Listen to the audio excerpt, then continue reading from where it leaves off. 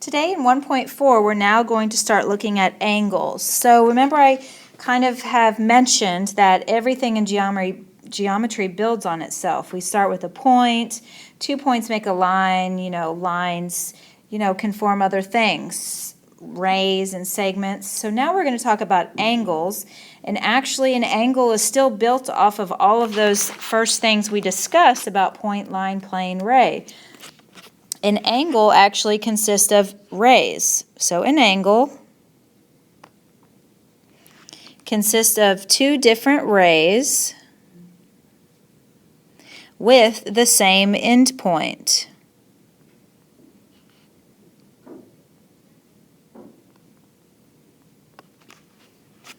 The rays are the sides of the angle, and the endpoint is referred to as the vertex of the angle. So in this diagram over here, we have an angle.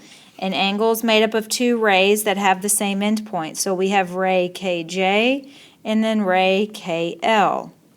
They share the endpoint K, so the endpoint is referred to as the vertex. So this right here, all right, that's the vertex. It's kind of like the middle of the angle.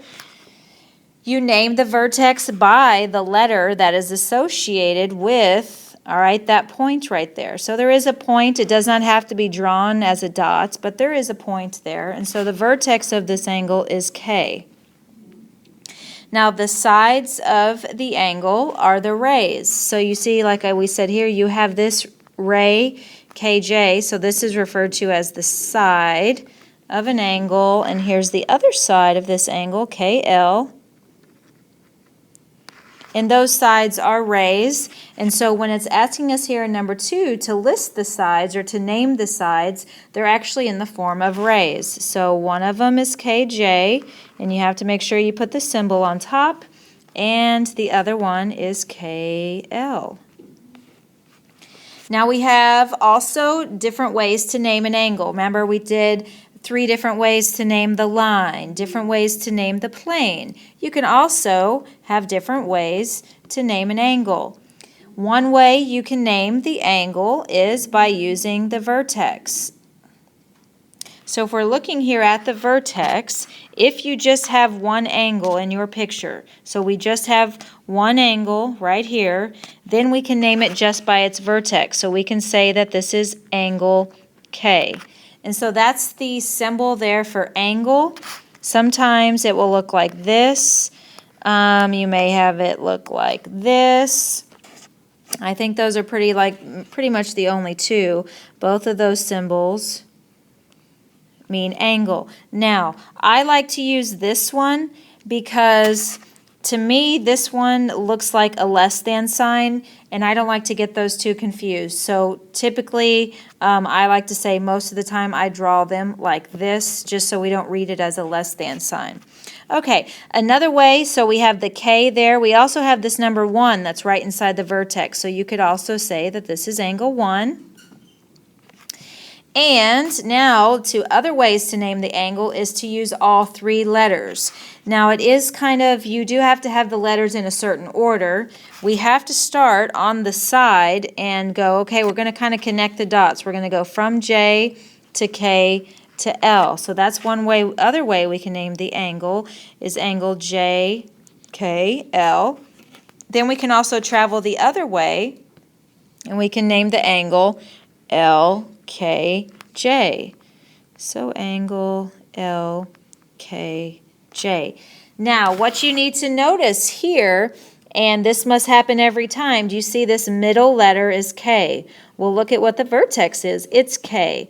So when you name an angle using 3 letters, the vertex of the angle must be the middle letter. So this is another symbol that's going to be very, very important for you to recognize, is that you must read this as angle, because we're going to start throwing a lot of them together, and if you can't read that as an angle, then you're not going to know to measure it in degrees. All right, so classifying them. When we classify angles, that's what we're doing. We're basically measuring them, and we're classifying them based on their measurement. So, angles can be acute, they can be obtuse. We have angles that are right angles, and we also have straight angles, which may be the one that is least familiar to you. Like I said, we classify them based on their measurement, and to shorthand measurement, we use a little m, so that's going to stand for the measure. And when we measure angles, we measure them in degrees. And the symbol for that is the little like bubble up there. Like it looks like a little bubble or a little circle right above the number. So that is 80 degrees. So this first angle here, if you were to measure it with a protractor, all right, it would be less than 90 degrees. So any angle that is less than 90 degrees is an acute angle. So we would say that if it's acute, that the measure is less than 90 degrees. So you see there already I'm using a less than sign. I don't want it to get it confused over here with the angle sign. So this is the measure is less than 90. Here in this second one, they've given us a special symbol, and this one's going to be also become very important. No matter how much an angle looks like a right angle, it is not a right angle unless this box is over the vertex. So if the box is over the vertex, it's a right angle. Right angles measure exactly 90 degrees. The next one here, if you measure this, it's going to be greater than 90. These are obtuse angles. The measure is greater than 90 degrees. And the last one is straight. And what you can see about a straight angle is that it looks like a line. So straight angles actually equal 180 degrees. And that comes from basically a circle, because a circle right here is 360 degrees. And if you cut that in half, then half of it is 180 degrees.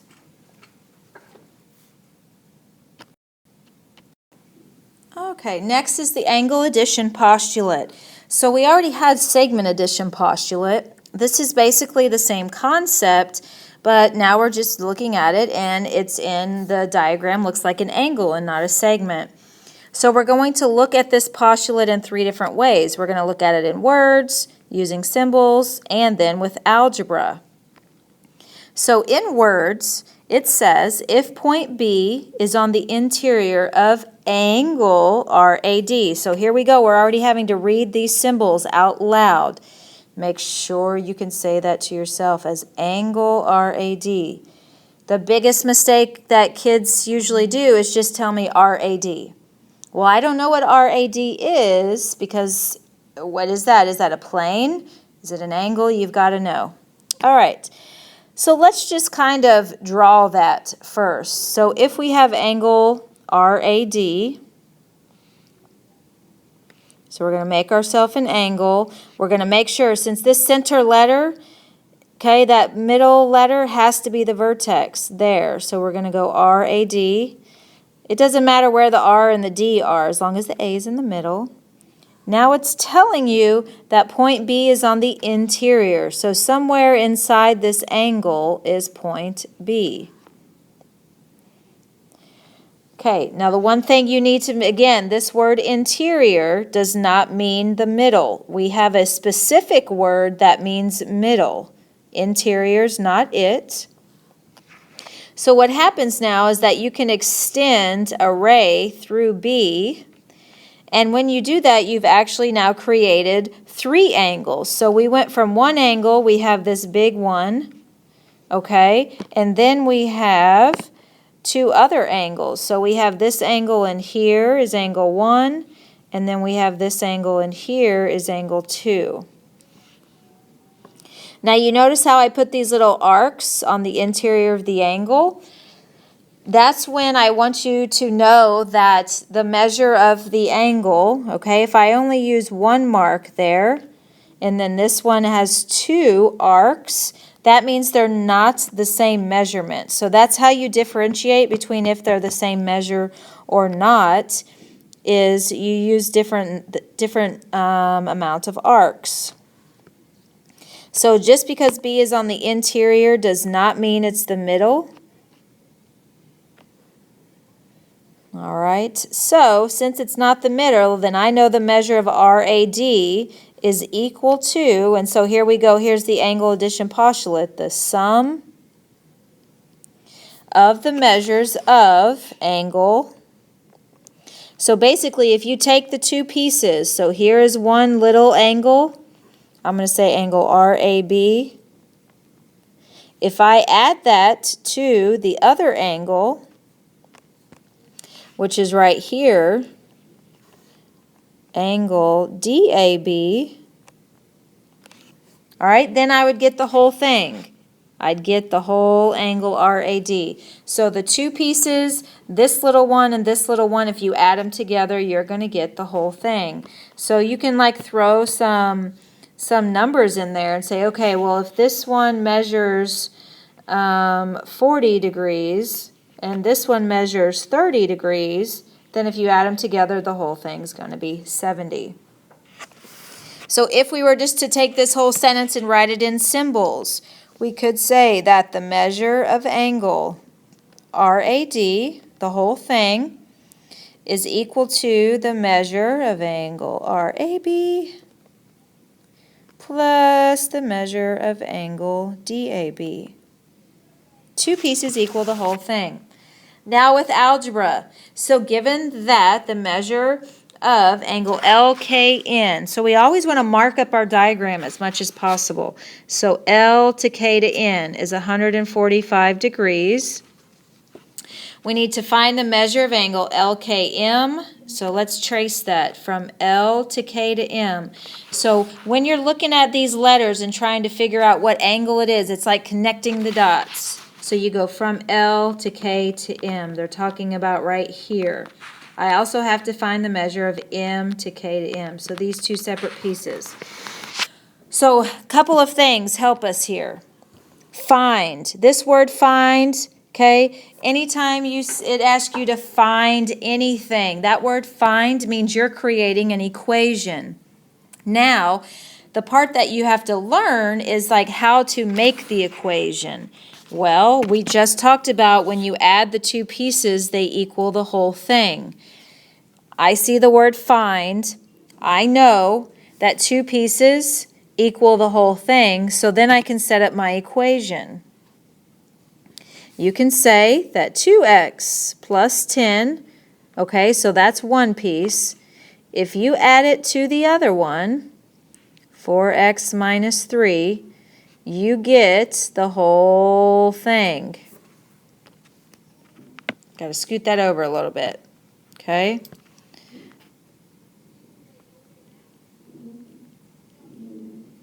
So the two pieces equal the whole thing. Now, just like we've done previously, we've got to remember how to solve the equations. The first step is always combining like terms. So you have a 2x and a 4x is going to give you 6x. Then you have your plus 10 minus 3.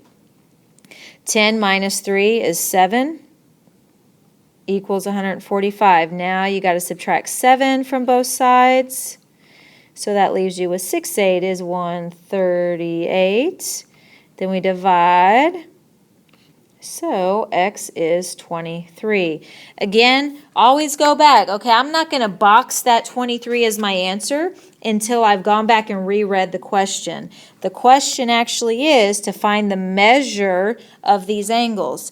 X is not a measure, X is a variable. So we have to make sure, okay, I got to take that 23 and I'm going to have to plug it back in so that I can find the actual measure of the angle. So the first one is 2 times the x plus 10. Well, 2 times 23 is 46 plus 10, so the measure of that first angle is 56 degrees. Now, you can plug in 23 again here, or you can just subtract 145 minus 56 and get what's left over, because two pieces equal the whole thing. So either way you want to do it, take the 23, plug it back in here, or 45 minus 56. All right, and that is going to give us, so if we have 145 minus 56, we're going to get 89 degrees, is the measure of angle MKN. So these are the answers. I want to say, okay, Miss Poliak, these are my answers. Okay, that example was when it told us that the angles, the two pieces were not exactly the same. Remember, I told you we have a specific word that means middle, and that is congruent. And another word that kind of means middle to us is bisect. So now we're going to cut the angles exactly in half, but still kind of use the same concept behind setting everything up. So congruent angles are two angles that have the same measure. So another way of saying that is a bisector. So an angle bisector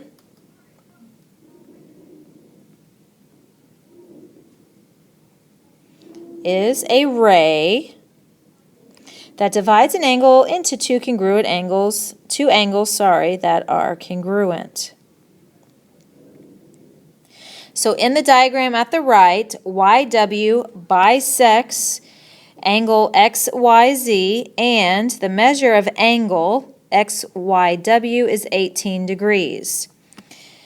All right, this ray right here, okay, folks, it is not in the middle unless a couple of things are present. So you do not know that this is being cut in half unless it tells you right here with the word bisect, or you see these markings.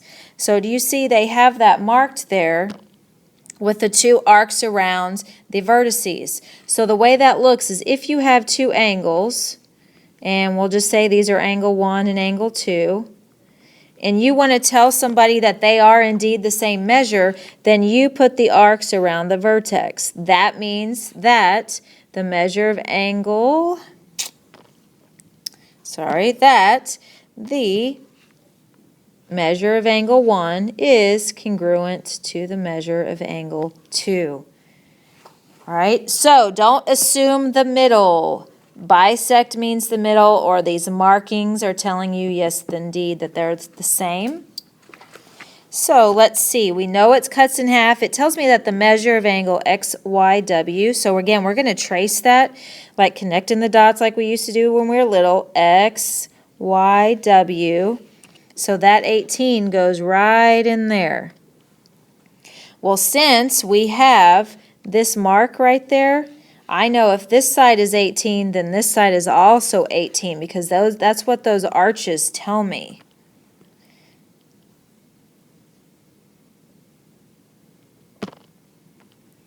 So now it wants to know, okay, then what is the measure of angle XYZ? So again, you got to trace it to make sure. Does it want, because sometimes it's going to ask you for the other piece, and this time, look, it's asking you for XYZ, which is the whole entire thing. So remember again, two pieces equal the whole thing. So 18 plus 18 is 36. So the measure of angle XYZ is equal to 36 degrees. Now in the diagram, next one, BD bisects angle ABC. Find, ding, ding, ding, our magic word, the measure of angle ABC, all right, out of this diagram. Find, all right. Ms. Poliak told me if that word find is there, it is my responsibility to create an equation based off of what she's taught me. She taught me that I taught you that if that word bisect is there, that means that these are exactly the same measure. We've already talked about that if pieces are congruent, then they have equal measures. So if they have equal measures, then you're going to take them and set them equal to each other. Okay? Congruent pieces have equal measures. Now you just solve this. So this one has a variable on both sides. So let me just kind of walk you through again how to solve this. Remember, you want all the variables, which are the things, those are letters, okay? You want those to be all on one side of the line or the fence, and all of the constants, which are the numbers without variables, on the other side. It does not matter which variable you move first, the 3x or the 7x. I can tell you I typically move my smaller x so that I don't end up with any negative x's, because that means that we have more room for error. So if I subtract 3 on this side, I've got to subtract 3 on the other side. So this is 17 equals 7 minus 3 is 4 x's minus 39. Alrighty, I gotta, this is 17. I've got to add 39, add 39. Because remember, we want all the letters to be on one side, so we went to the right. We've got to balance it out, and now these numbers have to come to the left. It's a seesaw. It's all got to work out good and gravy. All right, so this is 56 is equal to 4x. So if you divide each side by 4, I'm out of room here, x is equal to 14. I know I've got to always go back and read my question before I box anything up. So the question asked me to find the measure of angle ABC. Good thing I checked, because I just found x. I haven't found the measure of anything. Oh, I also have to say, okay, it wants me to find ABC. ABC. Oh my goodness, that's the whole thing. I have to find the whole angle.